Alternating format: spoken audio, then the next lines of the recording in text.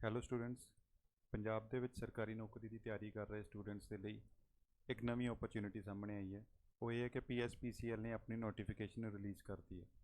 ਇਸ ਵੀਡੀਓ ਦੇ ਵਿੱਚ ਆਪਾਂ ਡਿਸਕਸ ਕਰਾਂਗੇ ਇਸ ਨੋਟੀਫਿਕੇਸ਼ਨ ਦੀਆਂ ਸਾਰੀਆਂ ਇੰਪੋਰਟੈਂਟ ਆਸਪੈਕਟਸ ਨੂੰ, ਜਿਵੇਂ ਕਿ ਇੰਪੋਰਟੈਂਟ ਡੇਟਸ, ਵੈਕੈਂਸੀਜ਼ ਕਿਹੜੀਆਂ ਆ, ਕਿੰਨੀਆਂ ਆ, ਏਜ ਲਿਮਿਟ ਕੀ ਆ, ਐਜੂਕੇਸ਼ਨਲ ਕੁਆਲੀਫਿਕੇਸ਼ਨ ਕੀ ਹੈ। ਇਹ ਸਾਰੀਆਂ ਚੀਜ਼ਾਂ ਆਪਾਂ ਇਸ ਵੀਡੀਓ ਦੇ ਵਿੱਚ ਡਿਸਕਸ ਕਰਾਂਗੇ। So let's start the video. ਸਭ ਤੋਂ ਪਹਿਲਾਂ ਆਪਾਂ ਚੈੱਕ ਕਰਦੇ ਹਾਂ ਪੋਸਟ ਕਿਹੜੀ ਰਿਲੀਜ਼ ਕੀਤੀ ਹੈ PSPCL ਨੇ। ਜੋ ਪੋਸਟ ਰਿਲੀਜ਼ ਕੀਤੀਆਂ, ਇੱਕ ਤਾਂ ਕੀਤੀ ਹੈ ਰੈਵਨਿਊ ਅਕਾਊਂਟੈਂਟ ਦੀ, RA ਕਲਰਕ ਦੀ। ਇਹ ਦੋਨੋਂ ਪੋਸਟ ਨੋਨ ਟੈਕਨੀਕਲ ਦੇ ਵਿੱਚ ਹੋਣਗੀਆਂ। ਟੈਕਨੀਕਲ ਪੋਸਟ ਦੀ ਗੱਲ ਕਰੀਏ ਤਾਂ ਜੂਨੀਅਰ ਇੰਜੀਨੀਅਰ, ਅਸਿਸਟੈਂਟ ਲਾਈਨਮੈਨ ਜਿਹਨੂੰ ਕਿ ALM ਲਿਖਿਆ ਜਾਊਗਾ, ਅਸਿਸਟੈਂਟ ਸਬਸਟੇਸ਼ਨ ਅਟੈਂਡੈਂਟ ਯਾਨੀ ਕਿ ASSA। ਔਰ ਇਹ ਜਿਹੜੀਆਂ ਵੈਕੈਂਸੀਜ਼ ਆ ਇਹ ਟੈਕਨੀਕਲ ਦੀਆਂ ਵੈਕੈਂਸੀਜ਼ ਆ।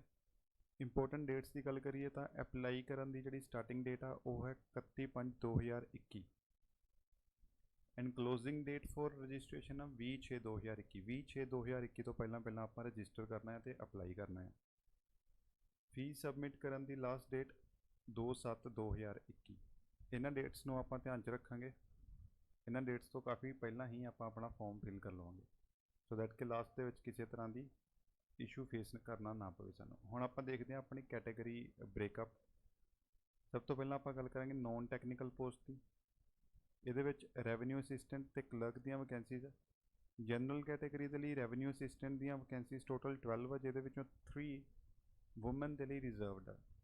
ਸਿਮਿਲਰਲੀ ਕਲਰਕ ਦੀਆਂ ਜੋ ਜਨਰਲ ਕੈਟੇਗਰੀ ਦੇ ਲਈ ਟੋਟਲ ਵੈਕੈਂਸੀਜ਼ ਆ 214, ਵਿੱਚੋਂ 60 ਵੂਮਨ ਦੇ ਲਈ ਰਿਜ਼ਰਵਡ ਆ। ਇਸੇ ਤਰ੍ਹਾਂ ਅਸੀਂ ਬਾਕੀ ਸਾਰੀਆਂ ਕੈਟੇਗਰੀਜ਼ ਦੇ ਵਿੱਚੋਂ ਆਪਣੀ ਵੈਕੈਂਸੀਜ਼ ਚੈੱਕ ਕਰ ਲਵਾਂਗੇ। ਟੈਕਨੀਕਲ ਪੋਸਟ ਦੀ ਗੱਲ ਕਰੀਏ, ਜੂਨੀਅਰ ਇੰਜੀਨੀਅਰ ਦੇ ਲਈ ਜਨਰਲ ਕੈਟੇਗਰੀ ਦੇ ਵਿੱਚ 30 ਪੋਸਟ, 9 ਰਿਜ਼ਰਵਡ ਵੂਮਨ ਦੇ ਲਈ। ALM ਦੀ ਪੋਸਟ ਦੀ ਗੱਲ ਕਰੀਏ, ਟੋਟਲ ਵੈਕੈਂਸੀਜ਼ ਜਨਰਲ ਦੇ ਵਿੱਚ 663 ਹੈ, ਜਿਹਦੇ ਵਿੱਚੋਂ ਵੂਮਨ ਦੇ ਲਈ ਕੋਈ ਵੀ ਰਿਜ਼ਰਵ ਨਹੀਂ ਆ। ASSA ਦੀ ਗੱਲ ਕਰੀਏ, ਟੋਟਲ ਪੋਸਟ 112। ਇਸ ਤੋਂ ਬਾਅਦ ਨੋਟ ਦੇ ਵਿੱਚ ਕੁਝ ਇੰਪੋਰਟੈਂਟ ਨੋਟਸ ਦਿੱਤੇ ਗਏ, ਜਿਹਦੇ ਵਿੱਚ ਫਸਟ ਜੋ ਇੰਪੋਰਟੈਂਟ ਨੋਟ ਆ ਉਹ ਇਹ ਹੈ ਕਿ ਜੋ ਰਿਜ਼ਰਵੇਸ਼ਨ ਆ ਉਹ ਸਿਰਫ ਪੰਜਾਬ ਡੋਮਿਸਾਈਲ ਕੈਂਡੀਡੇਟਸ ਨੂੰ ਹੀ ਮਿਲੇਗਾ। ਪੰਜਾਬ ਤੋਂ ਬਾਹਰ ਵਾਲਾ ਕੋਈ ਕੈਂਡੀਡੇਟ ਅਗਰ ਅਪਲਾਈ ਕਰਨਾ ਚਾਹੁੰਦਾ ਹੈ ਤਾਂ ਉਹਨੂੰ ਰਿਜ਼ਰਵੇਸ਼ਨ ਦਾ ਕੋਈ ਵੀ ਬੈਨੀਫਿਟ ਨਹੀਂ ਮਿਲੇਗਾ। ਔਰ ਰਿਜ਼ਰਵ ਕੈਟੇਗਰੀ ਦੇ ਕੈਂਡੀਡੇਟਸ ਨੂੰ ਆਪਣਾ ਪੰਜਾਬ ਡੋਮਿਸਾਈਲ ਦਾ ਸਰਟੀਫਿਕੇਟ ਵੀ ਪ੍ਰੋਡਿਊਸ ਕਰਨਾ ਪਊਗਾ। ਔਰ ਇਹ ਜਿਹੜਾ ਸਰਟੀਫਿਕੇਟ ਆ ਇਹ 1 ਜਨਵਰੀ 2021 ਤੋਂ ਬਾਅਦ ਵਿੱਚ ਬਣਿਆ ਹੋਇਆ ਹੋਣਾ ਚਾਹੀਦਾ ਆ। ਅਗਰ ਇਸ ਤੋਂ ਪੁਰਾਣਾ ਸਰਟੀਫਿਕੇਟ ਆ ਤਾਂ ਪਲੀਜ਼ ਇਹਨੂੰ ਰੀਨਿਊ ਕਰ ਲਿਓ। ਇਸ ਤੋਂ ਬਾਅਦ ਅਗਰ ਆਪਾਂ ਗੱਲ ਕਰੀਏ ਤਾਂ ਅਲੱਗ-ਅਲੱਗ ਕੈਟੇਗਰੀਜ਼ ਨੂੰ ਜੋ ਸਰਟੀਫਿਕੇਟਸ ਦਿਖਾਉਣੇ ਪੈਣੇ ਆ ਉਹਦੇ ਬਾਰੇ ਇਹਦੇ ਵਿੱਚ ਇਨਫੋਰਮੇਸ਼ਨ ਦਿੱਤੀ ਗਈ ਹੈ। ਸੋ ਪਲੀਜ਼ ਆਪਣੀ ਕੈਟੇਗਰੀ ਦੇ ਅਕੋਰਡਿੰਗ ਆਪਣਾ ਸਰਟੀਫਿਕੇਟ ਤਿਆਰ ਕਰ ਲਵੋ, ਸੋ ਦੈਟ ਕਿ ਬਾਅਦ ਦੇ ਵਿੱਚ ਕੋਈ ਵੀ ਪ੍ਰੋਬਲਮ ਫੇਸ ਨਾ ਕਰਨੀ ਪਵੇ। ਇਸ ਤੋਂ ਬਾਅਦ ਅਗਰ ਆਪਾਂ ਗੱਲ ਕਰੀਏ ਇਸੈਂਸ਼ੀਅਲ ਕੁਆਲੀਫਿਕੇਸ਼ਨਸ ਦੀ, ਸਭ ਤੋਂ ਪਹਿਲਾਂ ਆਪਾਂ ਨੋਨ ਟੈਕਨੀਕਲ ਪੋਸਟ ਜੋ ਕਿ RA ਐਂਡ ਕਲਰਕ ਆ ਉਹਦੇ ਵਾਸਤੇ ਇਸੈਂਸ਼ੀਅਲ ਕੁਆਲੀਫਿਕੇਸ਼ਨਸ ਕੀ ਆ ਉਹ ਚੈੱਕ ਕਰਦੇ ਹਾਂ। ਰੈਵਨਿਊ ਅਕਾਊਂਟੈਂਟ ਦੇ ਲਈ ਜੋ ਕੁਆਲੀਫਿਕੇਸ਼ਨ ਆ ਉਹ ਇਹ ਹੈ ਕਿ BCom ਦੀ ਡਿਗਰੀ ਹੋਣੀ ਚਾਹੀਦੀ ਹੈ, ਮਿਨੀਮਮ 60% ਮਾਰਕਸ ਹੋਣੇ ਚਾਹੀਦੇ ਆ, ਜਾਂ ਫਿਰ MCom ਦੀ ਡਿਗਰੀ ਹੋਣੀ ਚਾਹੀਦੀ ਹੈ ਜਿਹਦੇ ਵਿੱਚ 50% ਮਾਰਕਸ ਹੋਣ। BCom ਦੀ ਡਿਗਰੀ 60% ਮਾਰਕਸ ਦੇ ਨਾਲ, MCom ਦੀ ਡਿਗਰੀ 50% ਮਾਰਕਸ ਦੇ ਨਾਲ ਐਲੀਜੀਬਲ ਹੈ।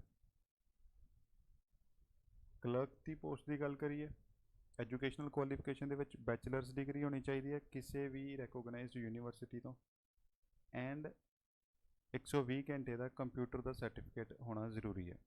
ਇਸ ਦੇ ਨਾਲ ਹੀ 10th ਤੱਕ ਪੰਜਾਬੀ ਪੜ੍ਹੀ ਹੋਣੀ ਜ਼ਰੂਰੀ ਹੈ। ਇੱਥੇ ਦੋਸਤੋ ਕਲਰਕ ਦੇ ਲਈ ਕੈਂਡੀਡੇਟਸ ਨੂੰ ਇੰਗਲਿਸ਼ ਐਂਡ ਪੰਜਾਬੀ ਦਾ ਇੱਕ ਟਾਈਪਿੰਗ ਟੈਸਟ ਵੀ ਕਲੀਅਰ ਕਰਨਾ ਪਏਗਾ। ਸੋ ਇਹ ਜਿਹੜਾ ਇੰਗਲਿਸ਼ ਅਤੇ ਪੰਜਾਬੀ ਦਾ ਟਾਈਪਿੰਗ ਟੈਸਟ ਹੋਣਾ ਹੈ ਉਹਦੇ ਵਿੱਚ ਮਿਨੀਮਮ ਸਪੀਡ ਦੀ ਗੱਲ ਕਰੀਏ ਤਾਂ 30 ਵਰਡਸ ਪਰ ਮਿੰਟ ਸਾਡੀ ਸਪੀਡ ਹੋਣੀ ਚਾਹੀਦੀ ਹੈ ਇਸ ਟੈਸਟ ਨੂੰ ਕੁਆਲੀਫਾਈ ਕਰਨ ਦੇ ਲਈ। ਔਰ ਇਹ ਅਸੀਂ ਪ੍ਰੋਬੇਸ਼ਨ ਪੀਰੀਅਡ ਦੇ ਵਿੱਚ ਕਲੀਅਰ ਕਰਨਾ ਹੈ। ਇਸ ਤੋਂ ਬਾਅਦ ਆਪਾਂ ਗੱਲ ਕਰਾਂਗੇ educational qualification of technical post.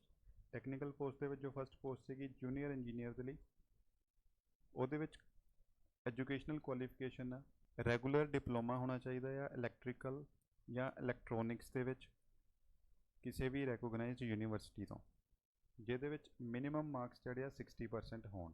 60% ਤੋਂ ਘੱਟ ਵਾਲੇ ਐਲੀਜੀਬਲ ਨਹੀਂ ਹੈ। ਇਸ ਤੋਂ ਇਲਾਵਾ ਉਹ ਵਾਲੇ ਕੈਂਡੀਡੇਟਸ ਜਿਨ੍ਹਾਂ ਨੇ BTech ਕੀਤੀ ਹੈ, BE ਕੀਤੀ ਹੈ ਜਾਂ BSc ਇੰਜੀਨੀਅਰਿੰਗ ਕੀਤੀ ਹੈ ਔਰ ਉਹਨਾਂ ਦੇ 50% ਤੋਂ ਜ਼ਿਆਦਾ ਮਾਰਕਸ ਹੈ ਇਸ ਡਿਗਰੀ ਦੇ ਵਿੱਚ, ਉਹ ਵੀ ਐਲੀਜੀਬਲ ਹਨ ਇਸ ਪੋਸਟ ਦੇ ਲਈ। ਇਸ ਤੋਂ ਇਲਾਵਾ ਅਗਰ AMIE ਕੀਤੀ ਹੈ ਤੁਸੀਂ ਇਲੈਕਟ੍ਰੀਕਲ ਦੇ ਵਿੱਚ, ਇਲੈਕਟ੍ਰੋਨਿਕਸ ਇੰਜੀਨੀਅਰਿੰਗ ਦੇ ਵਿੱਚ 50% marks from institution of engineers ਫਿਰ ਵੀ ਤੁਸੀਂ ਐਲੀਜੀਬਲ ਹੋ ਇਸ ਪੋਸਟ ਦੇ ਲਈ। ਅਸਿਸਟੈਂਟ ਲਾਈਨਮੈਨ ALM ਦੀ ਗੱਲ ਕਰੀਏ, candidate who possess higher education degree diploma in electrical engineering ਦੇ ਵਿੱਚ ਡਿਗਰੀ ਜਾਂ ਡਿਪਲੋਮਾ ਕੀਤਾ ਹੋਵੇ ਉਹਨੂੰ ਅਸਿਸਟੈਂਟ ਲਾਈਨਮੈਨ ਦੇ ਲਈ ਉਹ ਐਲੀਜੀਬਲ ਆ।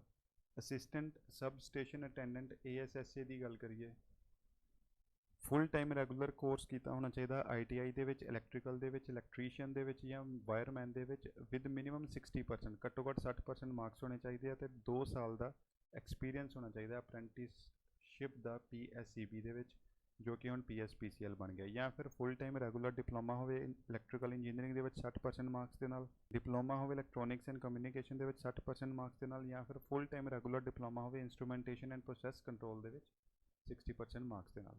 ਇਸ ਤੋਂ ਬਾਅਦ ਸਾਡੇ ਕੋਲ ਆ ਪੇ ਸਕੇਲ ਦੇ ਬਾਰੇ ਕੁਝ ਨਹੀਂ ਦਿੱਤਾ ਗਿਆ ਇਹਦੇ ਵਿੱਚ, ਪੇ ਸਕੇਲ ਦੇ ਬਾਰੇ ਬਾਅਦ ਦੇ ਵਿੱਚ ਦੱਸਿਆ ਜਾਊਗਾ। ਇਸ ਤੋਂ ਇਲਾਵਾ ਪੰਜਾਬੀ ਦੀ ਨੌਲੇਜ ਹੋਣੀ ਚਾਹੀਦੀ ਹੈ ਸਾਰੀਆਂ ਪੋਸਟ ਦੇ ਲਈ। ਨੈਕਸਟ ਸਾਡੇ ਕੋਲ ਹੈ ਏਜ ਲਿਮਿਟ ਦੀ ਅਗਰ ਗੱਲ ਕਰੀਏ ਤਾਂ ਏਜ ਲਿਮਿਟ 18 ਤੋਂ 37 ਸਾਲ ਤੱਕ ਅਸੀਂ ਇਸ ਪੋਸਟ ਦੇ ਲਈ ਅਪਲਾਈ ਕਰ ਸਕਦੇ ਹਾਂ। ਅਲੱਗ-ਅਲੱਗ ਕੈਟਾਗਰੀਜ਼ ਦੇ ਲਈ ਰਿਲੈਕਸੇਸ਼ਨ ਦਿੱਤੀ ਜਾਂਦੀ ਹੈ, ਉਹ ਤੁਸੀਂ ਆਪਣੀ ਕੈਟਾਗਰੀ ਦੇ ਅਕੋਰਡਿੰਗ ਰਿਲੈਕਸੇਸ਼ਨ ਚੈੱਕ ਕਰ ਸਕਦੇ ਹੋ। ਹੁਣ ਸਭ ਤੋਂ ਇੰਪੋਰਟੈਂਟ ਚੀਜ਼ ਐਗਜ਼ਾਮੀਨੇਸ਼ਨ ਸਕੀਮ। ਸੋ ਅਲੱਗ-ਅਲੱਗ ਪੋਸਟ ਦੇ ਲਈ ਐਗਜ਼ਾਮ ਪੈਟਰਨ ਕੀ ਰਹਿਣ ਵਾਲਾ ਹੈ ਹੁਣ ਆਪਾਂ ਉਹ ਚੈੱਕ ਕਰਾਂਗੇ। ਰੈਵਨਿਊ ਅਕਾਊਂਟੈਂਟ ਦੇ ਲਈ 4 ਸਬਜੈਕਟ ਹੋਣਗੇ। Degree level finance and accounts ਦੀ ਨੌਲੇਜ ਦੇ 70 questions, general knowledge 10 questions, logical reasoning ਤੇ quantitative aptitude 10 question, general English 10 question, total questions ਹੋਣਗੇ 100। ਕਲਰਕ ਦੀ ਗੱਲ ਕਰੀਏ 5 ਟੌਪਿਕ ਹੋਣਗੇ ਸਾਡੇ ਕੋਲ। ਸਭ ਤੋਂ ਪਹਿਲਾਂ ਕਰੰਟ ਅਫੇਅਰ ਤੇ GK 20 question, basic computer knowledge 10 question, logical reasoning quantitative aptitude 25 question, numerical aptitude 25 question, general English 20 question, total question ਇਹਦੇ ਵਿੱਚ ਵੀ ਸਾਡੇ ਕੋਲ ਹੋਣਗੇ 100। ਟੈਕਨੀਕਲ ਪੋਸਟ ਦੀ ਗੱਲ ਕਰੀਏ 4 ਸਾਡੇ ਕੋਲ ਅਲੱਗ-ਅਲੱਗ ਟੌਪਿਕ ਹੋਣਗੇ। ਸਭ ਤੋਂ ਪਹਿਲਾਂ ਜਿਸ ਪੋਸਟ ਦੇ ਲਈ ਅਪਲਾਈ ਕਰ ਰਹੇ ਹਾਂ ਉਹਦੇ ਰਿਲੇਟਡ ਜੋ ਆਪਾਂ ਸਟੱਡੀ ਕੀਤੀ ਹੈ 70 ਕੁਐਸਚਨਸ ਉਹਦੇ ਹੋਣਗੇ। General knowledge 10 question, reasoning 10 question, general English 10 question, ਇਹਦੇ ਵਿੱਚ ਵੀ ਟੋਟਲ ਕੁਐਸਚਨਸ ਹੋਣਗੇ 100।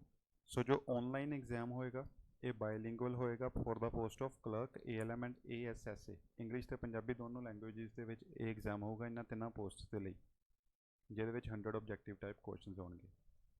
ਓਕੇ, ਸੋ ਹੁਣ ਆਪਾਂ ਗੱਲ ਕਰਦੇ ਹਾਂ number of phases in online examination. Revenue accountant ALM and ASSA ਦੇ ਲਈ ਜੋ ਐਗਜ਼ਾਮ ਹੋਊਗਾ ਸਿਰਫ ਇੱਕ ਐਗਜ਼ਾਮ ਹੋਊਗਾ ਇਹ 3 ਪੋਸਟ ਦੇ ਲਈ, ਜਦੋਂ ਕਿ ਕਲਰਕ ਤੇ JE ਦੇ ਲਈ ਜੋ ਐਗਜ਼ਾਮ ਹੋਊਗਾ ਉਹ 2 ਫੇਸਿਸ ਦੇ ਵਿੱਚ ਹੋਊਗਾ। First face preliminary, second face mains examination. Preliminary examination ਦੇ ਵਿੱਚ 100 ਮਾਰਕਸ ਦਾ ਪੇਪਰ ਹੋਊਗਾ ਔਰ ਜੋ ਫਸਟ ਫੇਜ਼ ਨੂੰ ਕਲੀਅਰ ਕਰ ਲੈਣਗੇ ਉਹਨਾਂ ਨੂੰ ਫੇਜ਼ 2 ਦੇ ਵਿੱਚ ਜਾਣ ਦੀ ਪਰਮਿਸ਼ਨ ਹੋਊਗੀ। ਮੇਨ ਐਗਜ਼ਾਮੀਨੇਸ਼ਨ ਵੀ ਆਨਲਾਈਨ ਹੋਏਗਾ ਔਰ ਉਹ ਵੀ 100 ਨੰਬਰ ਦਾ ਹੀ ਹੋਏਗਾ। ਮੇਨਸ ਐਗਜ਼ਾਮੀਨੇਸ਼ਨ ਵੀ ਆਬਜੈਕਟਿਵ ਟੈਸਟ ਹੀ ਹੋਏਗਾ। ਕੁਆਲੀਫਾਈਂਗ ਮਾਰਕਸ ਦੀ ਗੱਲ ਕਰੀਏ ਜਨਰਲ ਕੈਟਾਗਰੀ ਦੇ ਕੈਂਡੀਡੇਟਸ ਨੂੰ ਘੱਟੋ ਘੱਟ 45% ਮਾਰਕਸ ਲੈਣੇ ਜ਼ਰੂਰੀ ਹੈ। ਰਿਜ਼ਰਵਡ ਕੈਟਾਗਰੀ ਦੇ ਕੈਂਡੀਡੇਟਸ ਲਈ 35% ਮਾਰਕਸ ਲੈਣੇ ਜ਼ਰੂਰੀ ਹੈ। ਨੈਕਸਟ ਇਨਫੋਰਮੇਸ਼ਨ ਦਿੱਤੀ ਗਈ ਹੈ ਨੋਰਮਲਾਈਜੇਸ਼ਨ ਦੇ ਲਈ। ਅਗਰ ਇੱਕ ਤੋਂ ਜ਼ਿਆਦਾ ਸ਼ਿਫਟ ਦੇ ਵਿੱਚ ਐਗਜ਼ਾਮ ਹੁੰਦਾ ਤਾਂ ਨੋਰਮਲਾਈਜੇਸ਼ਨ ਕੀਤੀ ਜਾਏਗੀ। ਨੋਰਮਲਾਈਜੇਸ਼ਨ ਦੇ ਲਈ ਜੋ ਫਾਰਮੂਲਾ ਯੂਜ਼ ਕੀਤਾ ਜਾਏਗਾ ਇਹ ਵਾਲਾ ਕੀਤਾ ਜਾਏਗਾ। ਸੋ ਇਸ ਤੋਂ ਬਾਅਦ ਗੱਲ ਕਰਾਂਗੇ ਡਾਕੂਮੈਂਟ ਚੈਕਿੰਗ ਪ੍ਰੋਸੈਸ ਦੀ। ਉਹ ਵਾਲੇ ਕੈਂਡੀਡੇਟ ਜੋ ਪ੍ਰੀਲਿਮਸ ਤੇ ਮੇਨਸ ਕੁਆਲੀਫਾਈ ਕਰ ਲੈਣਗੇ ਉਸ ਤੋਂ ਬਾਅਦ ਉਹਨਾਂ ਦੀ ਡਾਕੂਮੈਂਟ ਚੈਕਿੰਗ ਹੋਏਗੀ, ਜਿਹਦੇ ਵਿੱਚ ਸਾਰੇ ਓਰੀਜਨਲ ਡਾਕੂਮੈਂਟਸ ਚੈੱਕ ਕੀਤੇ ਜਾਓਗੇ ਔਰ ਡਾਕੂਮੈਂਟ ਵੈਰੀਫਿਕੇਸ਼ਨ ਤੋਂ ਬਾਅਦ ਜੋ ਕੈਂਡੀਡੇਟ ਸਿਲੈਕਟ ਹੋਣਗੇ ਉਹਨਾਂ ਦੀ ਟ੍ਰੇਨਿੰਗ ਕੀਤੀ ਜਾਊਗੀ ਪਟਿਆਲਾ ਦੇ PSPCL ਦੇ ਟੈਕਨੀਕਲ ਟ੍ਰੇਨਿੰਗ ਇੰਸਟੀਟਿਊਟ ਦੇ ਵਿੱਚ। ਇਸ ਤੋਂ ਬਾਅਦ ਆਪਾਂ ਗੱਲ ਕਰਦੇ ਹਾਂ ਐਪਲੀਕੇਸ਼ਨ ਫੀਸ ਦੀ। SC ਤੇ ਪਰਸਨ ਵਿਦ ਡਿਸਏਬਿਲਿਟੀ ਤੋਂ ਇਲਾਵਾ ਜਿੰਨੇ ਵੀ ਕੈਟਾਗਰੀਜ਼ ਦੇ ਕੈਂਡੀਡੇਟਸ ਹੋਣਗੇ ਉਹਨਾਂ ਦੀ ਐਪਲੀਕੇਸ਼ਨ ਫੀਸ 800 ਹੈ, ਜਿਹਦੇ ਉੱਪਰ 144 GST ਲੱਗੇਗਾ। ਟੋਟਲ ਜੋ ਉਹਨਾਂ ਨੂੰ ਫੀਸ ਦੇਣੀ ਪਏਗੀ ਉਹ ਆ ₹944। SC ਕੈਟਾਗਰੀ ਦੇ ਲਈ total fee 590, person with disability ਦੇ ਲਈ ਟੋਟਲ ਫੀਸ 590। ਸੋ ਦੋਸਤੋ ਇਹ ਸੀ ਇਸ ਨੋਟੀਫਿਕੇਸ਼ਨ ਦੀਆਂ ਸਾਰੀ ਇੰਪੋਰਟੈਂਟ ਚੀਜ਼ਾਂ ਜੋ ਕਿ ਆਪਾਂ ਡਿਸਕਸ ਕਰ ਹੀ ਲਈਆਂ ਆ।